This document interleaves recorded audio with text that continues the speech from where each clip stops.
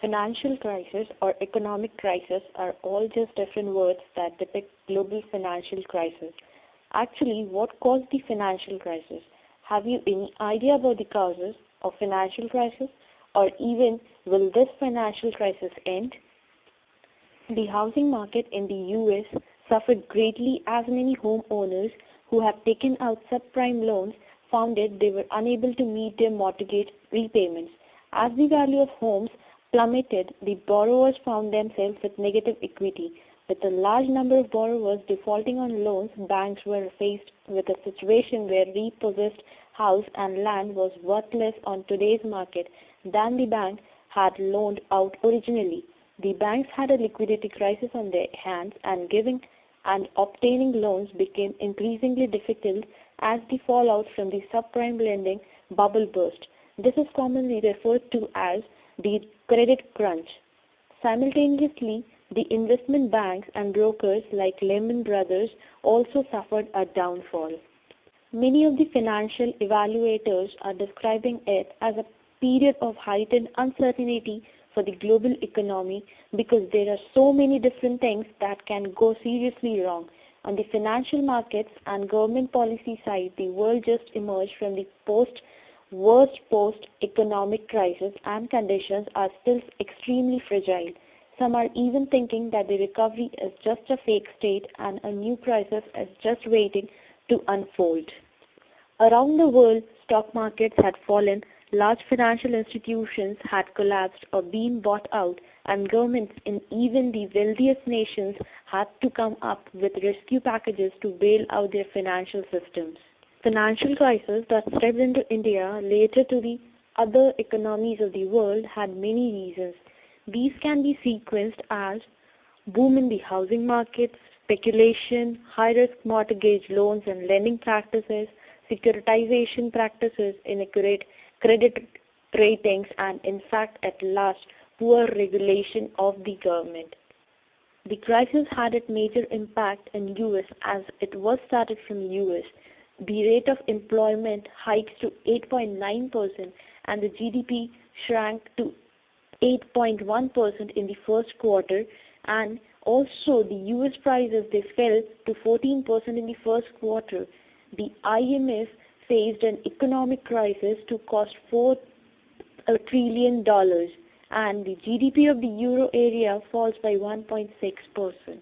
Countries that faced major challenges due to the economic meltdown include USA, Canada, European Union and large parts of Australia and Russia. In 2008-2009, India faced scarcity of global liquidity, decreased demand for export. Also, the financial crisis hit was in the major into the IT sector and its financial markets. There occurred a cumulative decrease in the foreign institutional investments in equity of Indian financial markets. Nevertheless, the gross domestic savings rose during the period.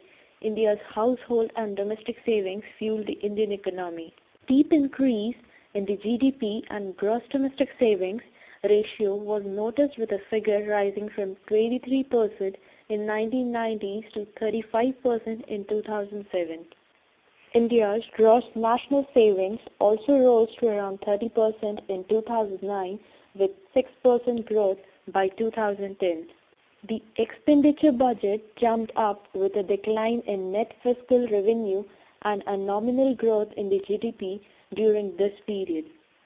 Decreasing exports resulted in decline of Indian natural pearls, precious stones, pharmaceutical product shipments. India's IT sector was amongst the one that was hit the most. Financial markets faced a steep decline in forex, rupee and its stock market indices. Forex that had a steep rise with a very low time of maturity showed a decline by 2009. Foreign investments shows a haphazard run with few positive trends and major of it depicts a negative gone through. In 2009, many of the economists declared unemployment and foreclosure in the Indian economy. Due to the ongoing recession, many of our friends have lost their jobs. And due to the lack of orders, other factories are not ready to take us in either.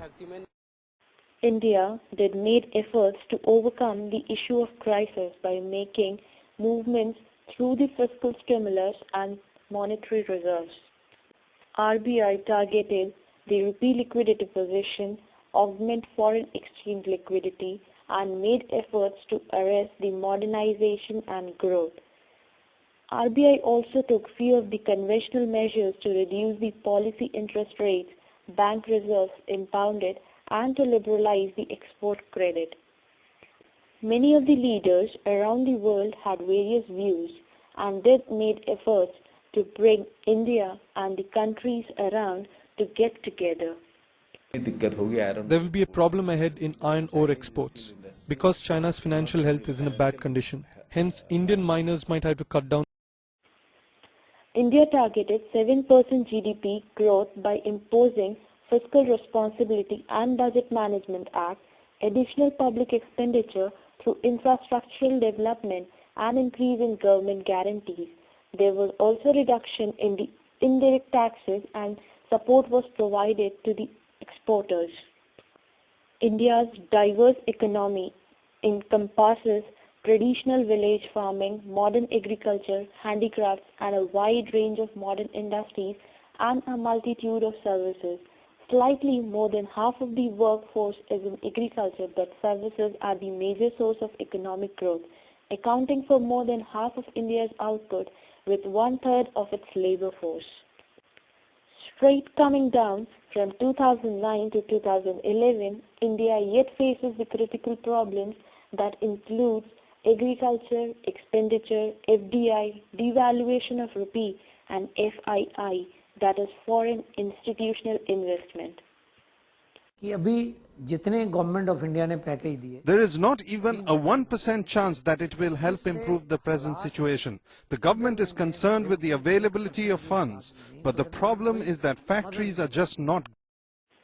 Though India was a very less part of the incident of financial crisis, but indeed the measures of the government have helped pull the country out of the such dilemma up till now. Finally speaking, the economic crisis that started in the year 2007 and which is yet continued in 2011, the country which is facing the economic financial crisis not only includes India but also has various other global countries around the world which have to take a downturn because of any deductions in taxes that both companies and personal earnings are allotted each other.